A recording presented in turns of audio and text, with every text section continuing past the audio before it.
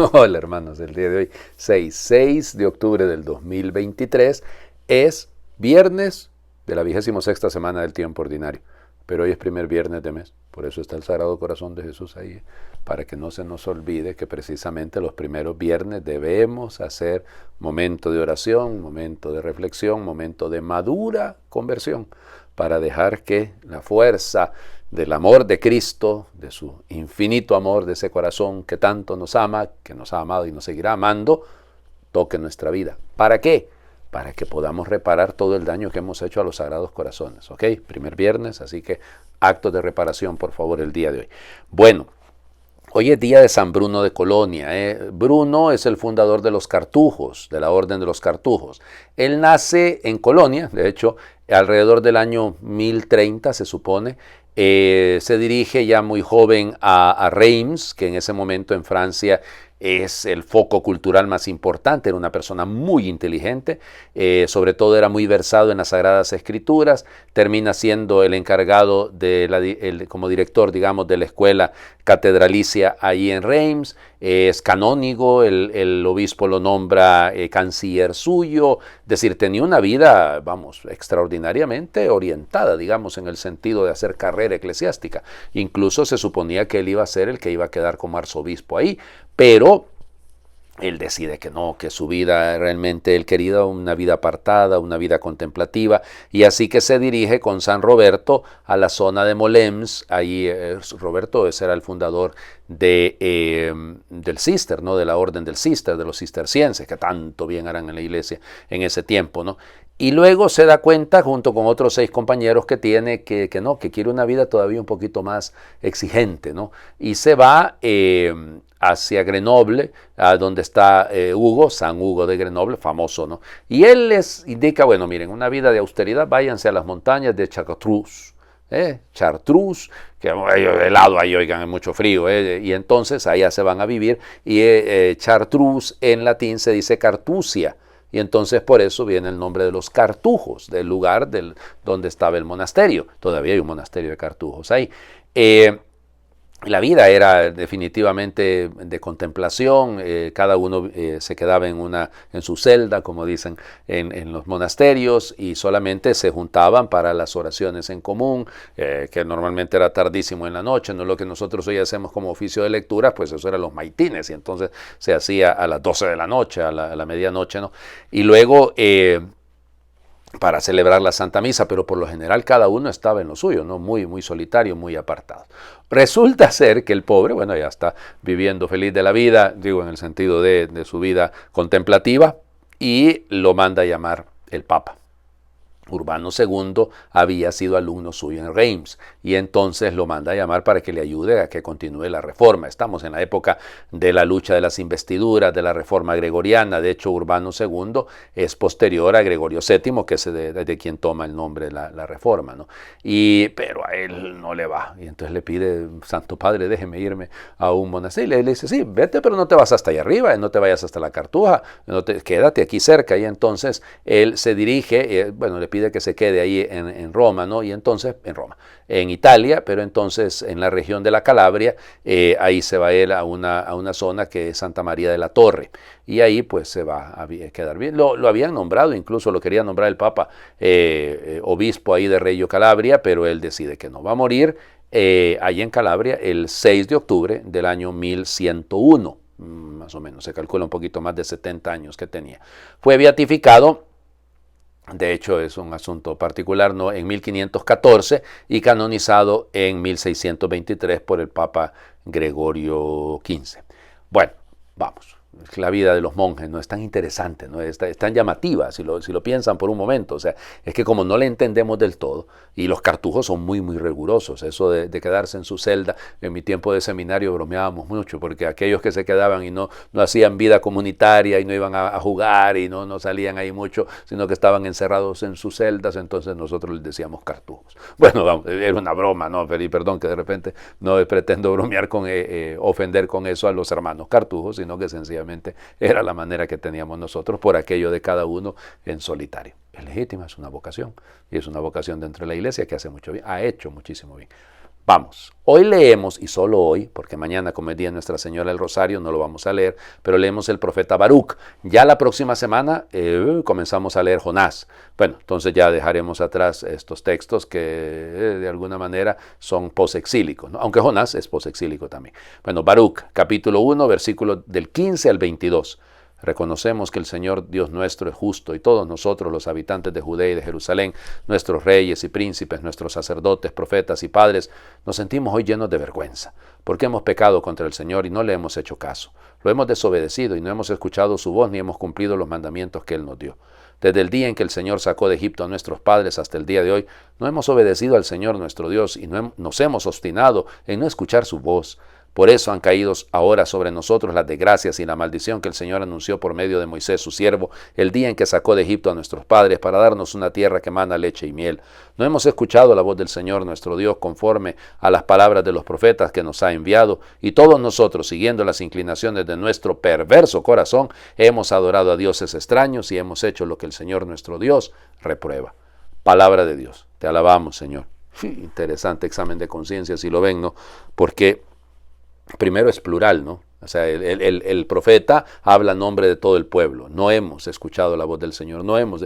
Y fíjense que eso es el problema de la obediencia, ¿no? Porque la obediencia, obedecer es abrir el oído, es tener la capacidad de escuchar, la capacidad de captar qué es lo que quiere el Señor. Cuando somos sordos o nos hacemos los sordos o queremos, como le diría, cerrar nuestra capacidad de entender, es cuando viene el dolor, es cuando viene el sufrimiento, es cuando vienen los pecados, es cuando viene esto que nos dice del perverso corazón, pensando digo en el sagrado corazón del Señor Jesús. El nuestro es un corazón perverso, no es un corazón digno del Señor. Entonces tenemos que convertirnos. O sea, el examen, la lectura histórica que hace el profeta Baruc de lo que ha vivido Israel nos debe servir a todos para que también nosotros hagamos un examen de conciencia sincero, honesto. Aquí no se trata de hacernos las víctimas, no se trata de hacernos las víctimas, sino de ser conscientes, ¿no? Del daño que nos hemos hecho, del mal que hemos cometido y cómo nuestras acciones afectan efectivamente a nuestra comunidad. Esa es una realidad social, ¿no? O sea, el pecado, claro que hay el pecado individual, el pecado personal, pero hay pecado social. Hay un pecado en el que el pueblo mismo se niega a responderle a Dios. Y entonces, claro, cuando nuestras sociedades se van alejando de Él, se van alejando de su voluntad porque se cierran, no hemos cumplido los mandamientos que Él nos dio. Ahora venimos, ojalá, llenos de vergüenza. Nuestras sociedades deberían de estar cargadas de vergüenza, no por todo lo que hemos hecho. Pensaba yo en, ¿cómo les diría?, en esta última exhortación apostólica, que ya les digo, miren, la han criticado. El Papa escribe una exhortación apostólica, Laudate Deum, que es alaben al Señor, ¿no? Empiezan los críticos. Es que la encíclica dice, primero no es una encíclica, es una exhortación apostólica. Y la han criticado porque habla ay, sí, que no menciona a Cristo. Menciona a Jesús, pero no importa, pues no menciona a Cristo. Menciona a Dios, yo creo que Jesús es Dios, pero no importa, ese afán, ¿no?, de andarle viendo todo lo malo. Pero fíjense que es un llamado a la toma de conciencia, ¿no? El Papa nos invita a ser conscientes de la necesidad como sociedad que tenemos de cuidar de la casa común. El Papa no debe de ocuparse de esto. Un sacerdote está para reconciliar pues hombre, pero el sacerdote debe hablar de las realidades que vive concretamente el mundo de hoy. Y esta es una realidad. El cambio climático es una situación muy dolorosa. Es un problema, es un pecado social, ¿no? Es un pecado en el que todos hemos caído y en el que estamos afectando a otros. No, pero que no hable de eso el Papa. El Papa que hable de la conversión, que perdone pecado. Está bueno, sí lo hace, pero tenemos que ser conscientes de que no nos podemos desligar de este mundo. Estos que a veces son así tan buenos. Vamos, el Evangelio. ¡Hey! Madre del Señor Jesucristo. Ya, Lucas. Capítulo 10, versículos del 13 al 16. En aquel tiempo Jesús dijo, ay de ti, ciudad de Corazaín, ay de ti, ciudad de Betsaida, porque si en las ciudades de Tiro y de Sidón se hubieran realizado los prodigios que se han hecho en ustedes, hace mucho tiempo que hubieran hecho penitencia cubiertas de sayal y de ceniza. Por eso el día del juicio será menos severo para Tiro y Sidón que para ustedes. Y tú, Cafarnaúm, ¿crees que serás encumbrada hasta el cielo? No, serás precipitada en el abismo. Luego dijo Jesús a sus discípulos, el que los escucha a ustedes, a mí me escucha. El que los rechaza a ustedes, a mí me rechaza. Y el que me rechaza a mí, rechaza al que me ha enviado. Palabra del Señor. Gloria a ti, Señor Jesús. Durísimo, ¿no? Durísimo, porque el Señor no se anda por las ramas, como dicen en mi pueblo, va directo. Betsaida, Corazaín, Cafarnaúm, son las ciudades donde él más ha predicado, donde él ha curado a mucha gente, donde ha expulsado demonios. Pues nada, no han querido creer. Y entonces las compara, imagínense ustedes, las compara con Tiro, con Sidón. Lucas no va a ser de Cafarnaúm, que en el caso de Mateo, Mateo la va a comparar con Sodoma. ¿Ya? Imagínense ustedes, pero aquí no, Lucas no sigue esa línea, sencillamente compara Tiro y Sidón y hace la de que Cafarnaúm, por mucho que era la ciudad donde estaba la casa de Pedro, la casa de la suegra de Pedro, donde Jesús se alojaba, pero es que nada, y nosotros tenemos que tener cuidado, porque nosotros que vivimos con el Señor Jesús, piénsenlo, los que escuchamos la palabra, la leemos todos los días, los que celebramos la misa, los que oramos, pues tenemos una cierta familiaridad con Cristo, pero cuidadito, no vaya a terminar siendo que esa familiaridad se vuelva inútil completamente porque estamos centrados en nosotros mismos y no en el Señor. El centro es Cristo, Él es el centro, Él es el que debe ser, es su sagrado corazón el que debe ser nuestra brújula. Por eso, el que a ustedes los escucha, a mí me escucha. El que a ustedes los rechaza, a mí me rechaza. Y rechaza al que me ha enviado, rechaza a mi Padre. Estamos viviendo época de rechazos, estamos viviendo época de ataques a la iglesia, al Papa, a los obispos que son fieles al Santo Padre, que son fieles a la doctrina y quieren hacer de la doctrina una fuente de división, cuando no debería de ser. Hay que perseverar. Y cuidado con aquellos que creen que por la familiaridad con el Señor se van a ganar el cielo. No basta decir Señor, Señor. Les invito a hacer oración. Esta es una relectura del Salmo 136 que me parece muy bella. Te doy gracias, Señor, porque eres bueno conmigo, porque es constante y eterno tu amor conmigo. Tú haces grandes maravillas, la potencia del universo, el misterio de la vida, la fuerza del amor, mi propio ser, porque es constante y eterno tu amor con todo y también conmigo.